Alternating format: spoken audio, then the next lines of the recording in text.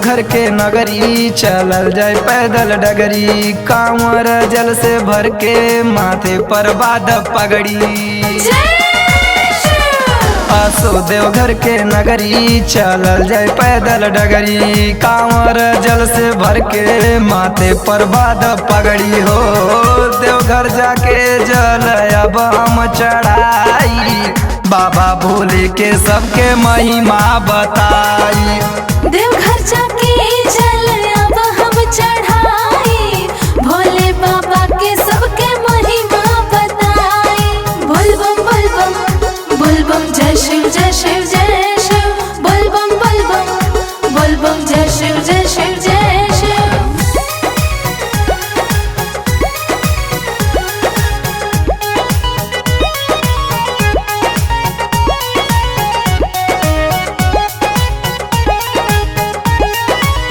कांवर लेके जाई बाबा नगरिया, रिम झिम बरस देख सावन बदरिया। बोल बम कांवर लेके जाई बाबा नगरिया, रिम झिम बरसे देख सावन बदरिया। जाल कंवरिया कांवर लेके बाबा देवघर धमवा, कष्ट हरेले बाबा उनकर पूरा हो यार मनवा हो। देवघर नगरिया जाके इच्छा पुराई, बाबा भोले के सबके महिमा बताई। देवघर जाके जल अब हम चढ़ाई, भोले बाबा के सबके महिमा बताई।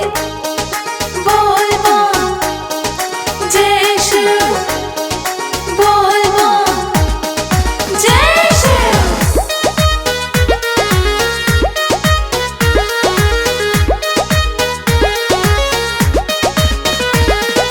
बोल बम बोल बम बोल बम बोल बम बोल बम बोल बम बोल बम बोल बम बोल बम बोल बम। काशी विश्वनाथ और देवघर के नगरी, चले कांवरिया लेके कांधे जल गगरी। बोल बम बोल बम काशी विश्वनाथ और देवघर के नगरी, चले कांवरिया लेके कांधे जल गगरी। कमलेश अर्जुन रास दिनेश जाले बाबा धमवा, कांवरियन के सरदा बाटे पूरा होई कमवा हो। देवघर जाके जल अब हम चढ़ाई, बाबा भोले के सबके महिमा बताई।